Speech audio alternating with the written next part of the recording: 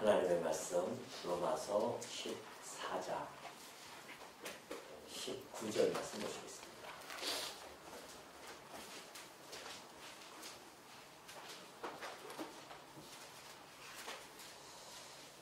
로마서 14장 17절부터 볼게요. 17절. 하나님의 나라는 먹는 것과 마시는 것이 아니요 오직 성령 안에 있는 의와 평강과 희락이라. 이로써 그리스도를 섬기는 자는 하나님을 기쁘시게 하며 사람에게도 칭찬을 받느니라. 그러므로 우리가 화평의 일과 서로 덕을 세우는 일을 힘쓰나니 음식으로 말미암아 하나님의 사업을 무너지게 하지 말라. 만물이 다 깨끗하되 거리낌으로 먹는 사람에게는 악한 것이라. 고기도 먹지 아니하고 포도주도 마시지 아니하고 무엇이든지 내 형제로 거리끼게 하는 일을 아니함이 아름다우니라. 내게 있는 믿음을 하나님 앞에서 스스로 가지고 있으라. 자기가 옳다 하는 바로 자기를 정죄하지 아니하는 자는 복이 있도다. 의심하고 먹는 자는 정죄되었나니 이는 믿음을 따라 하지 아니하였기 때문이라. 믿음을 따라 하지 아니하는 것은 다 죄니라. 23절까지 봉독이 되었습니다. 이 세상에는 많은 나라가 있습니다. 그러나 그 모든 나라들의 공통점은 썩고 쇠하고 없어질 나라들입니다. 그 나라와 대비되어지는 나라가 하나 있는데 그 나라는 바로 하나님 나라입니다. 하나님 나라는 결코 썩거나 쇠하거나 없어질 나라가 아니라 영원히 있을 그런 나라입니다. 그 하나님 나라는 아무나 갈 수 있는 나라가 아닙니다. 하나님의 특별한 사랑과 그리고 선택함을 받은 자들만이 하나님 나라 백성이 되어질 수 있습니다. 바로 여러분들이 하나님 나라의 백성으로 택함을 받았고 하나님의 나라의 그 지극한 사랑 안에서 지금 그 나라 백성으로서 하늘의 시민권을 가진 자들로서 지금 그 특권을 누리면서 살아가고 있는 중입니다. 그동안 되면은 이 세상 나라와 하나님 나라의 어떤 성격도 전혀 다를 수밖에 없죠. 바울은 지금 우리가 지난 시간에 살펴보았듯이 하나님 나라는 그냥 먹고 마시는 그러한 것이 아니라고 합니다. 세상 나라에서 중요시 여기는 것은 먹고 사는 것에 대한 문제입니다. 그러나 하나님 나라는 먹고 사는 것이 아니에요. 그 나라는 신령한 나라이기 때문에 먹고 사는 것은 이 지상에서 머무는 동안에 필요한 것이지만은 천상에 있는 우리 하나님의 나라는 결코 먹고 사는 것이 아니라 의와 희락과 화평을 누리는 그런 본질을 가지고 있는 나라라는 것을 우리가 살펴본 바가 있습니다. 우리는 성령 안에 있는 의와 그리고 평강과 희락으로 교회를 지금 교회 생활을 하면서 또한 이 교회를 세워가는 중입니다. 그 나라 백성들이 이 세상 나라 사람들도 각자가 먹고 살기 위해서 얼마나 힘쓰고 애씁니까? 그런데 하나님 나라 백성들도요 힘써야 할 것이 있습니다. 그 힘써야 하는 것은 크게 지금 바울이 19절에서 나타나 있죠. 그러므로 우리가 화평의 일과 서로 덕을 세우는 일을 힘쓰나니 그래요. 자, 그렇다고 한다면은 성도가 힘쓸 일과 또는 힘쓸 일 말고 반대가 뭡니까 개념이? 힘 뺄 일이죠. 어저께 우리 이덕수 목사님이 힘 빼라고 하지 않습니까? 힘 뺄 일이 있습니다. 구체적으로 좀 말씀드리겠습니다. 성도가 힘을 써야 할 일이 있고요. 힘을 빼야 할 일이 있습니다. 그 힘쓸 일은 물론 우리 성경에 많이 나와 있지만은 오늘 이 본문에 따라서 우리가 살펴보면은 화평이라고 합니다. 성도가 힘쓸 일은 화평이죠. 이 화평은 성령의 열매 중에 하나입니다.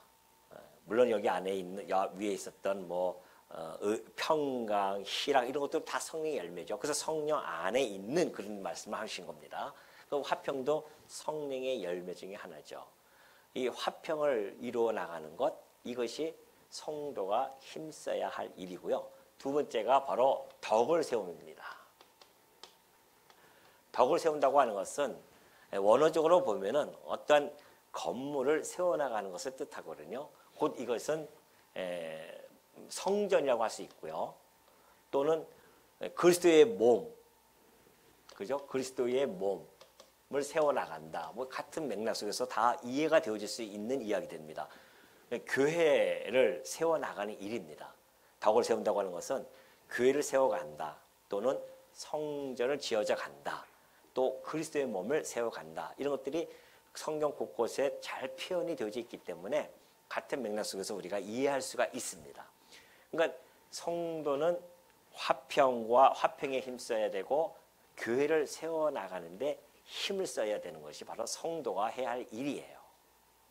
그렇다고 하면 힘 뺄 일은 무엇이 있겠습니까?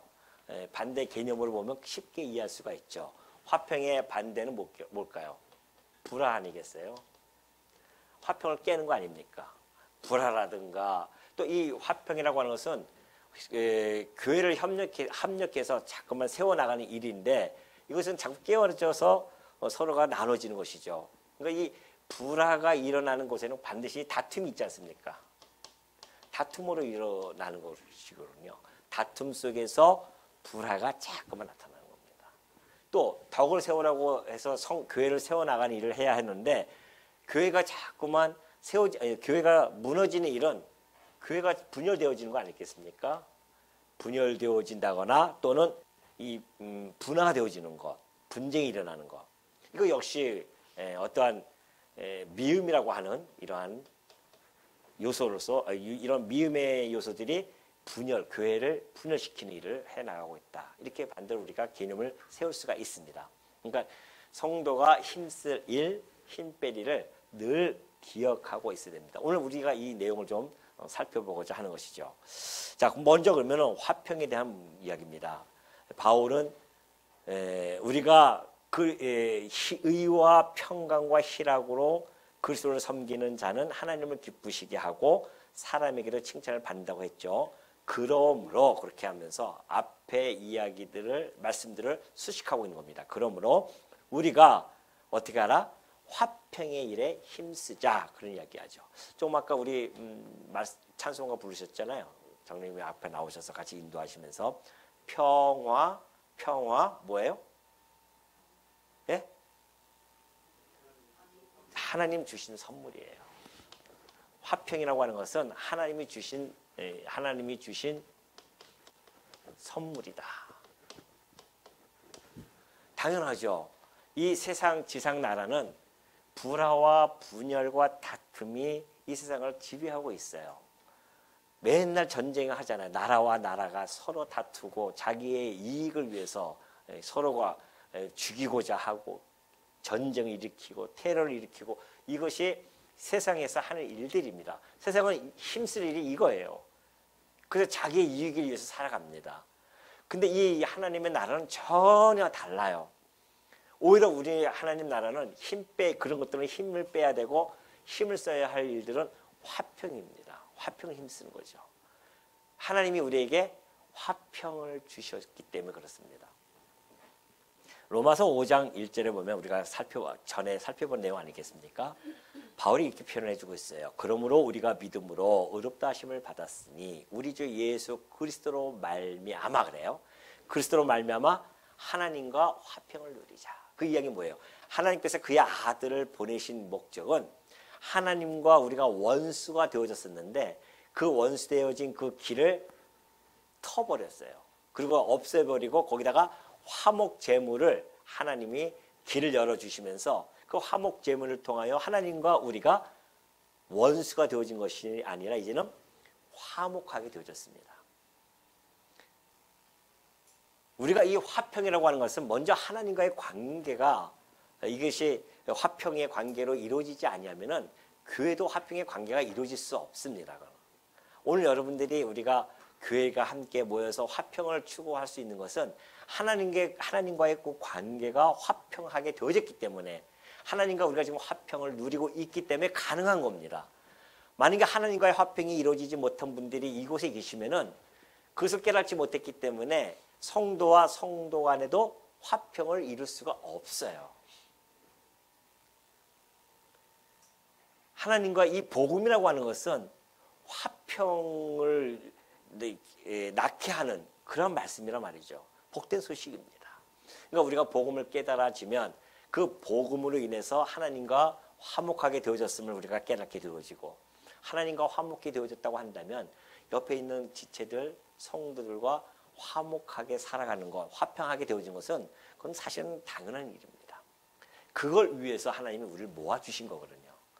왜 모아를 자기의 아들, 그 독생자를 이 땅에 보내시냐 말이죠. 그리고 십자가에서 그 비참한 죽음을 당하게 하시냐 말이죠. 그리고 하나님과 우리의 관계를 그렇게 왜 화평케 하시냐 말이죠. 바로 우리 지체들, 그러한 화평 가운데 있는 모아진 지체들이 이 지상에서라도 함께 화평을 나누면서 살아갈 수 있도록 해 주신다는 겁니다. 물론 이 화평은 성령 안에서 이루어지는 것이기 때문에 우리가 이 천상교회, 교회가 완성되어지는, 하나님 나라가 완성되어졌을 때는, 그때는 그냥 영원토록 우리가 화평 속에서 살아갈 것입니다. 그러나 여전히 우리는 육신의 몸을 입고 있기 때문에 이런 말씀의 권면이 필요한 겁니다. 왜냐하면 우리 육신의 소욕이 막 살아나거든요. 교회 아니라고 해서 우리가 육신의 소욕이 다 죽어진 건 아닙니다. 여전히 우리는 일주일 동안 육의 소욕에 이끌려서 막 싸우면서 살아오신 분들이에요. 그리고 주일날 이렇게 와서 함께 모여서 말씀 앞에 서서 하나님의 말씀을 경청하면서 우리의 육신의 소욕을 쳐서 지금 복종시키는 시간이란 말이죠. 거기서 지금 하나님의 말씀이 나온 겁니다. 너희를 화평하는 데 힘을 써라. 이 말씀을 주신 거예요. 그렇다고 한다면 여러분들이 다시 한번 일주일 동안 화평은커녕 맨날 불화와 다툼과 분열 속에서, 미움 속에서 살아왔는데 일주일 동안 다시 한번 우리가 말씀으로 되짚어보는 거죠. 아, 그렇지, 내가 누구인지를 깨닫는 겁니다. 지금 이런 말씀들은 우리의 정체성 위에서 지금 주어지는 말씀들이에요. 정체성을 잃어버리면 안 돼요. 아, 내가 누구지? 누구라고요, 여러분들이? 너무 막연합니까, 질문이? 누구라고요? 하나님 나라 백성, 곧 성도 맞습니다. 하나님 나라 백성들이잖아요. 그렇다고 한다면 그 나라가 추구하는 것이 화평인데 그 나라 백성으로서 그것을 추구하면서 살아가는 것은 당연한 일이다. 근데 그 나라 백성이면서도 불화와 다툼과 분열과 미움 속에 있다고 한다면 어찌 하나님께서 이 속에서 건져내서, 에클레시아라고 하잖아요. 그 세상에서 건져내서 우리를 모아주셨어요. 교회, 곧 에클레시아라는 말입니다. 그 교회라는 이름을 사용하기에 너무 무색한 거 아닐까요? 이 교회가 여전히 불화와 분열 속에 있다고 한다면 그곳에 교회라고 그 거룩한 이름을 사용할 수 있겠냐 말이죠. 그러니까 우리가 이 모임에 대한 성격을 여러분들이 정확하게 인지하지 못하면은 교회를 그냥 하나의 개 모임 정도, 그냥 내 만족을 위해서 또는 내 마음의 평안을 위해서 왔다 갔다 하는 그런 교회로 전락할 수가 있습니다. 교회는 그렇지 않아요. 이 교회가 얼마나 소중하고 존귀하며 고차원적으로 돌아가고 있는지를 우리는 알아야 됩니다. 세상 모임하고는 전혀 다르다니까요. 이곳에는 하나님의 능력과 하나님의 신령함이 이곳에는 담겨져 있습니다. 하나님의 백성들이 사는 곳이에요. 그런 곳에서 우리가 지금 살아가고 있기 때문에 우리가 이 모임의 이 성격, 모임의 본질을 안다고 한다면 우리의 마음가짐이 어때야 되는지를 우리가 충분히 아마 여러분들이 감지할 수 있을 것입니다. 그러니까 교회 와서 이런 마음이 들린다고 하면은 그것은 분명히 사단이 나를 통하여서 교회를 분열시키고 불화시키고자 하는 것이 틀림없구나라고 빨리 깨달으셔야 됩니다. 교회 내에서는 어떤 핑계도 될 것이 없어요. 그래도 이렇게 해서 그래도가 아니에요. 교회는 무조건 화평을 힘써야 하는 곳입니다. 그래도 내가 저 사람하고 어떻게 내가 같이 화평을 이룰 수 있겠습니까? 저런 사람하고. 우리가 지금 불화가 나고 다툼이 나는 것은 그런 것이거든요. 나는 저 사람하고 어떻게 내가 화평을 이룰 수 있겠습니까? 라고 그런 마음속에서 불화와 다툼이 일어난다고 한다면 하나님 앞에서 우리가 어떻게 쓸 수 있겠습니까? 하나님이 내 이놈아, 내가 너 같은 이 죄인을 내 아들을 보내서 내가 화평을 이루었는데 너는 그 옆에 있는 지체를 하고도 화평을 못 이룬다고? 말이 안 되거든요, 사실은. 그러니까 우리가 이런 말씀을 깊이 깨달아지면은 교회 와서 우리가 얼마나 행동 거지, 말 하나하나 조심해야 되는 것을 충분히 알 수가 있습니다. 지금 바울은 로마서 14장에서 그걸 차분하게 잘 전달해주고 있거든요. 그래서 이 하나님이 주신 이 선물, 왜 선물 주셨을까요? 선물 주셨어요. 왜 주셨을까요? 화평을 하나님이 선물 주셨어요, 우리에게. 왜 주셨을까요? 교회의 화합을 도모하게 하시려고. 교회의 화합을 도모하게 해서 그 교회가 화합이 돼야 교회가 세워질 거 아닙니까? 아니, 우리가 건물 하나 더 지을 때에 여러 가지 분야가 있잖아요. 뭐 이 벽을 짓기 치는 미쟁이라든가 또 무슨 뭐 건물 세우는 뭐 다 까먹었네. 뭐 하여튼 그런 이 분야들이 있는데 그 분야분들이 합해서 건물을 지어내는 것이지 합하지 않으면요 교회 아니 무슨 건물이 세워지지 못한다니까요. 세워지지 못합니다. 그래서 모든 사람들이 다 자기 착착 맞춰서 일을 해 나가야만이 건물이 세워지듯이 교회도 마찬가지입니다. 교회도 성도님들이 화합을 해서 화합을 해가지고서 그 화합을 도모해야만이 그것을 이 교회가 세워지는데 그 화합은 곧 화평으로부터 나타나기 때문에 그렇다는 것을 잘 말해주고 있습니다. 그래서 이 교회라고 하는 것은 각 지체, 형제끼리 서로가 어떤 관계인지를 너무나 잘 알아야 되고요.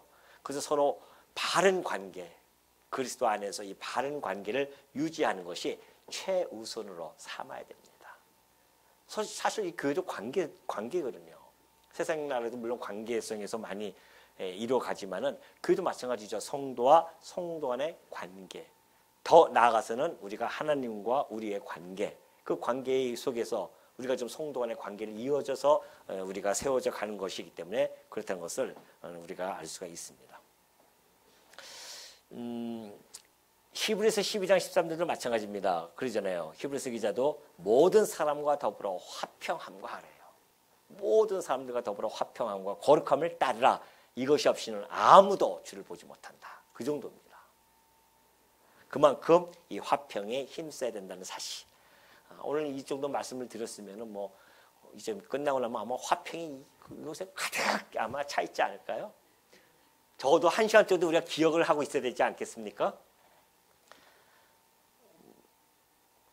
금방 까먹어버리면 좀 아쉽잖아요. 물론 이 층계를 내려가시면서 잊어버리는 건 어쩔 수 없지만 이곳에 함께 있는 동안에는 아마 화평이 오늘 이루어지지 않을까 제가 생각해 봅니다. 기대도 해보고요. 두 번째는 덕을 세운다는 것입니다. 덕을 세워야 된다. 이 덕이라고 하는 것은 아까 얘기했듯이 교회를 세워나가는 겁니다. 다른 말로 성전을 지어져 가는 것이고요. 성전으로 또 그리스도의 몸을 세워가는 것이다. 그렇다고 한다면 왜 덕을 세우는 데 힘을 써야 될까요? 왜 우리가 이 세워나가는 데에 교회가 세워나가는데 그리스도의 몸을 세워나가는데 왜 우리가 힘을 써야 될까요? 교회 세워나가는 힘을 써야 할 이유가 도대체 우리가 알아야 되지 않습니까? 왜 그럴까요? 예? 혹시 아시는 분? 잘 안 들려요. 연약한 자를 위하여 그것도 뭐 답이 될 수 있습니다. 그러나 제가 추구하는 답은 약간 저만 알고 있는 답은 아닙니다. 여러분 다 알고 있습니다. 왜 그럴까요? 우리가 바로 하나님이 거하실 처소가 있기 때문에 그렇습니다. 교회는 그렇습니다. 성전은 그런 거예요. 성전은 하나님이 거하실 처소예요. 그러니까 하나님이 거하실 집인데 아니 우리가 거할 집을 지을 때도 얼마나 그 사람들한테 우리 식구들이 살 집이에요. 잘 좀 지어주세요. 라고 그렇게 얼마나 당부를 합니까? 황차 우리의 하나님께서 우리의 아버지께서 거하실 집입니다. 뭐가요? 우리가 그 하나님이 거하실 집이에요. 이미 우리 마음속에는 하나님의 성령이 와 계시기 때문에 우리가 그의 집에 하나의 개체적인 집일 뿐만이 아니라 우리의 각 집들이 다 모여서 화합을 해서 하나님이 거하실 성전으로 지어져 가고 있는 중입니다. 그러니까 여러분들이 그 자재예요. 그 건물을 지어져가는 자재로서 지금 하나님이 사용하고 계십니다. 그렇다고 한다면은 그 교회를 세워나가는 중요한 건축 자재가 있습니다. 그게 뭘까요? 지난번에도 말씀드렸지만 사랑이라는 겁니다. 이 건축 자재, 이 덕을 세워나가는 데는 사랑이라고 하는 이 재료를 가지고 지어져 가는 거죠. 우리가 교회를 세우기 위해서 힘쓰라고 했는데 어떻게 힘쓸 겁니까? 어떻게 힘쓰겠어요? 막 교회 세우라니까만 나무 하나 가져와서 막 힘쓰게 할 겁니까? 그거 아니잖아요. 우리 여러분에게 주신 사랑이 있습니다. 하나님께서 여러분에게 베푸신 사랑이 있어요. 그 사랑으로 교회를 세워나가는데 힘을 쓰는 겁니다. 다시 말해서 사랑을 옆에 분들에게 같이 사랑을 베풀어서 A라는 성도와 B라는 성도가 서로 사랑으로 꽉꽉 묶여지는 겁니다. 그래서 교회를 세워나가는 거죠. 그러니 교회를 덕을 세우기를 힘쓰라고 하는 것은 서로 어떻게 하라? 다른 말로 표현하면 사랑하라는 겁니다. 사랑으로 세워질 수가 있죠. 사랑하지 않는데 사랑이 없는데 교회가 어떻게 세워질 수 있습니까? 모래가처럼 다 흩어집니다. 여러분 이건 우리가 많이 경험을 했잖아요. 불화, 다툼, 분열, 미움이 뭐가 없어서 그랬습니까? 이게 사랑이 없어서 그런 거예요. 사랑이 없으면 이게 그럴 수밖에 없습니다. 그러니까 부부간에도 사랑이 있을 때는 얼마나 그냥 화평을 이루어 나갑니까? 근데 부부간의 사랑이 깨져버려요? 그럼 사랑이 없어져 버리면 화평이 깨지고 그 다음에 화평 다음에는 깨지니까 불화와 다툼, 결국 이런 일들을 겪을 수밖에 없습니다. 교회도 마찬가지죠. 그렇기 때문에 우리가 우리 자식뿐만이 아니라 우리 모든 교회 성도들 또 이 교회라고 하는 것은 성령 안에서 지금 하나님이 거하실 처소로 지어져 간다는 사실, 그것을 늘 마음속에 유념하고 있어야 된다는 사실을 잘 보여주고 있습니다. 우리는 제가 하는 얘기가 아니죠. 고린도서 8장 1절을 보면 그래요. 우상의 제물에 대하여는 우리가 다 지식이 있는 줄 아나 지식은 교만하게 하며 사랑은 덕을 세우나니 그래요. 여러분이 아무리 성경 말씀을 열심히 공부해야 돼. 물론 중요합니다. 성경 말씀 모르면 안 되니까요. 그러나 그 지식만으로 교회가 세워지는 것이 아니에요.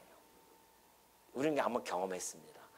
우리는 우리가 가지고 있는 지식이 최고라고 생각하면서 해왔지만은 교회마다 다 분열 생길 수밖에 없었죠. 그러니까 지식으로는 교회가 세워지는 것이 아님을 우리는 경험했습니다. 그럼 뭘로 도대체 세워질 거예요? 이것이 바로 뭐예요? 사랑은 덕을 세우나니 그럽니다. 사랑은 덕을 세웁니다. 틀림없잖아요. 사랑으로 덕을 세워나가는 겁니다. 오직 사랑 안에서 참된 것을 하여, 에베소서 4장 15절의 말씀도 그렇죠. 사랑 안에서 참된 것을 하여 범사에 그에게까지 자랄지라. 그런 머리니 곧 그리스도라. 그리스도의 몸을 점점 세워나가는 것, 그것도 역시 마찬가지입니다. 사랑으로 안에서 참된 것을 하라는 것이죠. 16절에 보면 그에게서 온 몸이 각 마디를 통하여 도움을 받음으로 연결되고 결합되어 각 지체의 분량대로 역사하여 그 몸을 자라게 하며 사랑 안에서 스스로 세우리라 해요. 교회가 세워나갈 때는 사랑 안에서 세워나감을 너무도 분명하게 잘 밝혀주고 있습니다. 그러니 우리 교회가 이제 어저께 우리 중직자 다 세우지 않습니까? 중직자 세우는 것은 교회를 덕을 세우기 위함입니다. 교회를 세워나가기 위함이에요. 그러니 모든 화평 속에서 이 교회가 세워질 것을 믿어 의심치 않죠. 자, 20절 보면 그렇습니다. 그 음식으로 말미암아 하나님의 사업을 무너지게 하지 말라. 만물이 다 깨끗하되 거리낌으로 먹는 사람에게는 악한 것이니라. 자, 여기서 화평으로 덕을 세워. 자, 화평으로 덕을 세웁니다. 사랑으로 덕을 세워나가요. 그 덕을 세워나가는 구체적인 그러한 지금 예를 하나 들어줍니다. 그것이 뭐예요? 음식으로 말미암아 하나님의 사업을 무너지게 하지 말라는 겁니다. 그 음식 그때 당시 말씀드렸지만 뭐 우상 제물 이런 것들 누구는 먹을 수 있고 누구는 못 먹습니다. 근데 나는 먹을 수 있는 자유가 있기 때문에 나는 먹어도 돼 하면서 먹는 자들에 대한 이야기예요, 지금. 소위 믿음이 이제 강하다고 표현되어지는 이들. 말씀 안에서 우리는 다 모든 것이 다 거룩해졌는데 뭐하러 이걸 가릴 수 있겠느냐. 먹을 자유가 있는 사람입니다. 그냥 먹어요. 근데 바울이 여기서 그러므로 하면서 화평과 서로 덕을 세우는 일을 힘쓰라고 하면서 음식으로 말미암아 이 나라 하나님의 사업을 무너지게 하지 말라는 겁니다. 무너뜨리지 말라는 거죠. 뭘로? 음식으로. 음식은 본질이 아니잖아요. 먹을 수도 있고 안 먹을 수도 있는 음식입니다. 근데 그걸로 인하여 만약에 하나님의 사업을 무너뜨리면 비본질적인 것을 가지고 본질을 흔들어 버린단 말입니다. 이거 아주 중요한 이야기거든요. 교회가 본질을 붙들고 있어야 되는데 자꾸만 비본질적인 걸 가지고서는 그거 가지고서는 교회를 흔들어 버리는 경우가 참 많이 있습니다. 너무 안타깝죠. 어리석기 때문에 그래요. 우리가 말씀의 지혜를 가진 자라고 한다면은 그런 것들을 분별할 수 있어야 됩니다. 본질이 무엇이며, 본질은 뭐예요? 교회의 본질은 뭐예요? 의와 희락과 뭐예요? 평강이란 말입니다. 이것이 우리의 본질이에요. 그걸 우리가 가지고 있는 자들이고 그걸 누리고 있을 자들입니다. 근데 먹는 거, 먹고 안 먹어도 되는 이런 비본질적을 가지고서는 교회 화평이 깨지고 교회가 무너진다? 바울이 강하게 지금 경고를 해주고 있는 내용입니다. 하나님의 사업을 무너뜨리게 하지 말라. 하나님의 사업이라는 게 뭡니까? 하나님의 사업이라고 하는 것은 하나님께서 복음을 주셨잖아요. 그래서 고린도전서 3장 6절 보면 나는 심었고 아볼로는 물을 주었을 때래요. 바울이 이제 심었어요. 고린도 교회에서 설립했단 말입니다. 그리고 아볼로는 목기자로 가서 물을 주었어요. 그러나 오직 하나님께서 자라나게 하셨나니 그래요. 그러니까 하나님께서 복음을 가지고 들고 가서 전하게 하시고 복음의 말씀을 뿌리고 또한 먹이고 해서 점점 자라나게 하신단 말입니다. 이것이 하나님이 하신 사업이에요. 오늘 이 말씀도 성교회가 설립되어지고 지금까지 이렇게 자라나게 한 것, 이 모든 것들이 하나님이 하신 뭐예요? 사업입니다. 이게 하나님의 사업이에요. 이것이 바로 우리는 하나님의 동역자들이요 너희는 하나님의 밭이요 하나님의 집이다 하지 않습니까? 그러니까 하나님께서 당신의 집을 좀 세워나가시고 계시는데 그 아무것도 아닌 거 가지고서는 그 하나님의 사업을 자꾸 무너뜨리는 자들이 있단 말입니다. 거기에 대한 경고를 지금 해주고 있죠.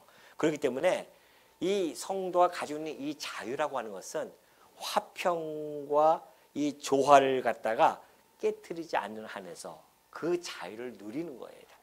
그것이 바로 21절에 나타난 겁니다. 고기도 먹지 아니하고 포도주도 마시지 아니하고 무엇이든지 내 형제로 거룩하게 하는 일을 아니함이 아름답다는 겁니다.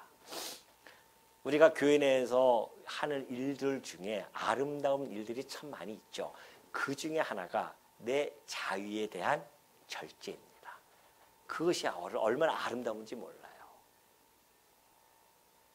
우리의 자유의 절제함을 우리가 한다고 하는 것. 이 자유의 절제는 사실은 사랑의 힘으로 가능할 수가 있는 겁니다. 사랑의 힘이 있다고 하는 것은 하나님에 대한 그 은혜와 사랑을 깊이 깨달은다는 것이고요. 그렇기 때문에 믿음이 이 강한 자들, 사랑이 풍성하고 우리가 무엇인지 할 수 있는 자들, 이런 자들은 행동 반경이 넓을 수밖에 없습니다. 그렇잖아요. 믿음이 연약한 자들보다 믿음이 강한 자가 행동 반경이 넓습니다. 다시 말해서 자유를 마음대로 누릴 수 있다는 것이죠. 예를 들면 음식에 관한 문제입니다. 계속해서 음식을 자유로운 사람들은 먹을 수도 있고 또 뭐 할 수도 있어요. 안 먹을 수도 있잖아요. 그게 자유입니다. 나 이거 안 먹으면 안 돼. 그게 아니에요. 그건 자유가 아니죠. 그건. 나는 자유롭기 때문에 우상 제물을 먹을 수도 있고 우상 제물을 안 먹을 수도 있는 자유가 있습니다. 그러나 믿음이 연약한 자는 그 자유가 제한될 수밖에 없어요. 나는 안 먹어요. 이거는 우상 제물을 안 먹어 하면서 안 먹는 것에 대한 것만 제한할 수밖에 없잖아요. 그러니까는 그렇다고 한다면 믿음이 강한 자가 더 그 행동 반경이 넓으니까는 그걸 더 펼쳐나갈 수가 있지 않습니까? 그걸 좀 설명해 주고 있는 거죠. 고린도전서 8장 9절 보면은 바울이 한 이야기입니다. 그런즉 너희의 자유가 믿음이 약한 자들에게 걸려 넘어지게 하는 것이 되지 않도록 조심하라는 겁니다. 우리가 자유를 누릴 수가 있어요. 근데 이것이 믿음이 약한 자들, 음식을 못 먹는 자들에게 걸려 넘어지게 하는 것 하지 않도록 조심하라는 겁니다. 믿음이 강한 자들은. 아까 그 얘기입니다. 행동 반경이 넓을 수가 있기 때문에 자기 자유의 절제가 있어야 된다는 것이죠. 모든 것이 가해요. 모든 것이 유익한 것은 아닙니다. 내 자유를 마음껏 사용한다고 해서 교회가 유익을 줄 수 있는 건 아닙니다. 모든 것이 다 덕을 세우는 것은 아니라는 말입니다. 내 자유를 다 사용한다고 해서 그것이 덕을 세워나가는데 유익하지 않다는 겁니다. 그러면서 누구든지 자기의 유익을 구하지 말고 남의 유익을 구하라는 겁니다. 성도는 교회를 세워나갈 때 자기의 유익을 구하는 것이 아니에요. 교회가 세워나가는 중요한 원리는 남을 유익을 위하여 살아갈 때에 교회가 아름답게 세워집니다. 그런 모습이 아름답다는 겁니다. 그것이 자유의 절제예요. 내 자유를 갖다가 마음껏 사용한다고 해서 그것이 아름다움이 결코 아니라는 것이죠. 우리 부모님들의 아름다움이 뭐가 있겠습니까? 부모님들 아시잖아요. 부모님들의 아름다움이 뭐예요? 예? 자식을 위한, 자식의 유익을 위하여 살아가기 때문에 아름다움 아니겠어요? 그러니까 우리 이 총각 처녀 때는 자기 유익을 위해서 다 살아가잖아요. 근데 결혼하고 아기를 낳으면 그때부터는 모든 삶이 누구에게 맞춰져요? 자식에게 맞춰집니다. 희생을 해요. 그 유익을, 자기 유익이 아니라 그 자식의 유익을 위해서 살아갑니다. 부모가. 그래서 부모가 아름답다는 겁니다. 그것도 동일한 거예요. 지금 이 교회도 마찬가지입니다. 믿음이 먼저 세워진 사람들, 믿음이 강한 자라고 생각하는 분들은 믿음이 연약한 자를 위해서 자기의 자유를 절제해 주는 거.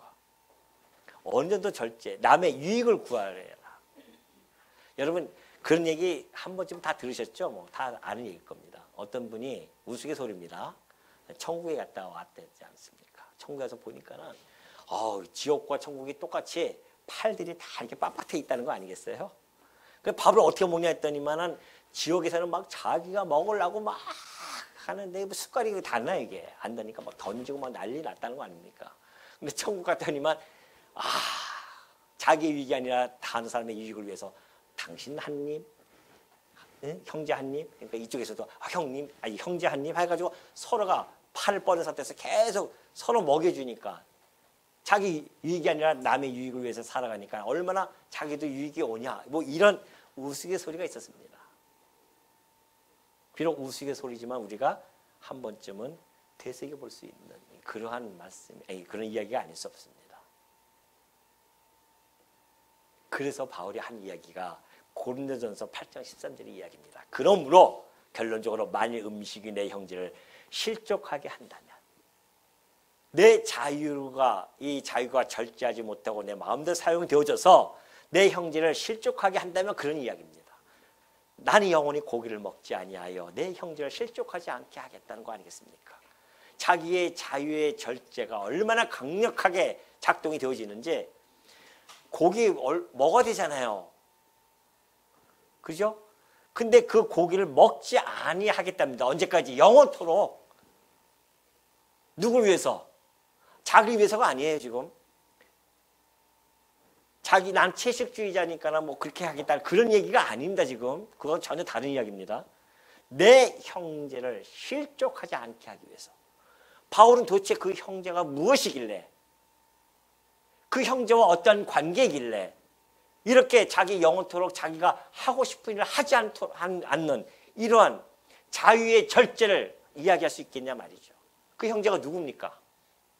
그 형제가 누구예요? 예? 이 세상 그 어떠한 것도 바꿀 수 없는 그 하나님의 피값으로 산 같은 뭐예요? 형제이기 때문에 그렇다는 겁니다. 그러니까 형제라고 하는 것은 내가 가지고 있는 이 희생, 무한한 희생을 할 수 있는 그 가치가 있는 존재라는 것입니다. 바울은 여기서 우리 그걸 읽어낼 줄 알아야 돼요. 지금 단순하게 나는 영원히 고기 먹지 않을 거야. 내 형제를 위해서 실족하게 하지 않기 위해서 그 내용 안에는 바울이 형제를 바라보는 시각이 어떠한지를 너무나 잘 밝혀주고 있잖아요. 자기가 아주 무한한 희생을 할 수 있을 정도의 절대적인 가치를 지닌 형제라는 겁니다. 다시 한번 보세요. 옆에 있는 형제를 한번 보시라니까요. 예, 보세요. 그 형제가 그 형제를 미워하고 다퉈야 할 형제가 아니라는 겁니다. 내 목숨까지도 던져질 수 있는 가치로운 형제라는 거예요. 그러니까 사도 요한도 똑같은 이야기를 하잖아요. 그리스도께서 나를 위하여 목숨을 버리셨으니 우리도 형제를 위하여 목숨을 버리는 것이 마땅하도다 하는 그 이야기와 일맥상통하는 이야기 아닙니까? 사도들은 다 그런 관점을 보고 했어요. 근데 사도들의 가르침을 받은 우리들은 왜 못하냐 말이죠. 옆에 있는 형제가 어떤 형제인지, 내가 내 목숨을 던져도 가능할 그런 가치로운 존재라는 사실입니다. 그 왜 안 될까요? 우리가 곰곰이 회개하고 날마다 회개하면서 생각해야 됩니다. 나는 왜 내 지체에게 불화와 다툼을 하길 좋아하고 분열하기 좋아하고 미워합니까? 라고 하는 내 마음이 든다고 한다면 이건 분명한 사단의 생각이고 사단이 아니겠습니까? 주관하는 것이. 성령의 주관은 아닙니다. 성령의 열매는 결코 아니잖아요. 성령의 열매는 뭐예요? 화평이에요. 성령의 열매는 사랑이고 희락이고 평강입니다. 오늘 성령 안에, 여러분 안에 다 성령이 계실지언데 오늘 이곳에 모이면 뭐가? 성령의 열매가 날마다 팡팡 터져 나와야 되지 않습니까? 그저 만남의 희락이 느껴지고 평강이 있어지고 화평이 이루어지면서 교회가 아름답게 견고하게 세워져 나가는 거 아니겠어요? 오늘 말씀을 듣는 이유가 그거 아니겠습니까? 우리는 이미 구원받은 백성, 그래서 구원을 향해서 구원의 도상에서 걸어가고 있는데 그 과정 속에서 하나님께서 우리를 갖다가 지금 당신이 거하실 처소로 지어져 가고 있는 중인데 그 건물을 지어져 가면서 불화와 다툼과 분열과 미움 속에서 건물이 지어질 수 있겠냐 말이죠. 사랑과 희락과 화평 속에서 교회가 세워지는 겁니다. 그곳에서 성도들의 희생이 없이 어떻게 그 교회가 세워질 수 있겠습니까? 희생 없이는 안 됩니다. 누굴 위한 희생입니까? 내 지체, 내 형제를 위한 희생입니다. 그만큼 값어치가 있는 형제이기 때문에 그래요. 그러니 나는 고기도 먹지 아니하고 포도주도 마시지 아니하는 것이 아름답다는 거 아니겠어요? 내게 있는 믿음을 하나님 앞에서 스스로 가지고 있으라. 자기가 옳다 하는 바로 자기를 정죄하지 아니하는 자는 복이 있도다. 의심하고 먹는 자는 정죄되었나니 이는 믿음을 따라 하지 아니하였기 때문이라. 믿음을 따라 하지 아니하는 것은 다 죄니라 그래요. 자, 믿음이 나는 자유가 있어요. 그 자유를 하나님 안에서 누리란 말입니다. 성도 앞에서 누리지 마시고 자기 자유를. 그렇다고 자기 자유를 갖다가 억압하라는 얘기 아니에요. 하나님 앞에서 마음껏 누리십시오. 이 성도 앞에서는 절제하고요. 우리는 내면적으로 누리는 것이지 외면적으로 누리는 것이 아닌데 우리의 자유를. 그러니 만약에 약한 자가 그걸 의심하고 강한 자가 먹으니까 같이 먹었다? 그럼 그것이 죄라는 겁니다. 그러니까 애당초 그러한 행위가 하지 못하도록 제공하지 않는 것, 이것이 믿음이 강한 자가 하는 일입니다. 약한 자가 혹시 믿음 안에서 있음에도 불구하고 강한 자에 의해서 자기도 모르게 의심하면서 만약에 먹는다? 그럼 그것이 곧 죄가 된단 말이죠. 그럼 믿음 안에서 행하는 행동이 아니라는 겁니다. 그렇다고 하면 믿음이 강한 자가 그 형제가 그렇게 빠지지 아니하도록, 죄짓지 아니하도록 절제해야 되죠. 그래서 고기도 안 먹고, 그래서 이 포도주도 안 먹는 일들. 우리 성도님들도 여기서 지금 그렇게 국한되어져 있지만은 이것이 우리 삶 속에서 얼마나 많은 원리 속에서 이것이 나타납니까? 그죠? 예를 들면은 맨날 하는 얘기하면 그분이 없어요. 뭐 담배 피고 뭐 그런 거 얘기뿐이 없어요. 나는 담배 피고 싶어요. 당연하죠. 우리 다 같이 합의해서 뭐 여기다가 제대로 하나 갖다 놓읍시다. 할 수 있어요. 그런다고 뭐 지옥 가겠습니까? 그런데 믿음이 연약한 자가 야, 이거 교회가 뭐 이래? 교회가 무너지는 일이에요. 그러니까 우리가 합의해서 이 자유의 절제를 가진 사람들이 하지 말자. 영원토록 하지 말자. 안 하는 거 아니겠습니까? 우리가 지금. 그런 얘기예요. 쉽게 얘기하면. 지금 우리가 이 진리의 말씀에 따라서 이 우리가 가지고 있는 내적인 확신 있잖아요. 그에 따라서 행하지 아니한 자들은 그것이 곧 모든 행동들은 죄이기 때문에 그런 걸 우리가 안다고 한다면 우리가 이 교회 내에서 얼마나 절제해야 되는지, 이 자유의 절제를 해야 되는지, 그것이 얼마나 아름다운지를 바울이 밝혀줬던 것처럼 여러분이 아름다움은 막 이쁘게 꾸미고 막 그런 것도 좋지만은 그러나 우리의 내면적인 확신 속에서 자유를 절제하면서 화평을 함께 이루어 나가고 그래서 교회를 아름답게 세워나가는 것이 가장 최고의 아름다움이라는 것을 여러분이 아시고 그 아름다움에 함께 동참되어지는 우리 성도님들이 되어주시기를 당부드립니다.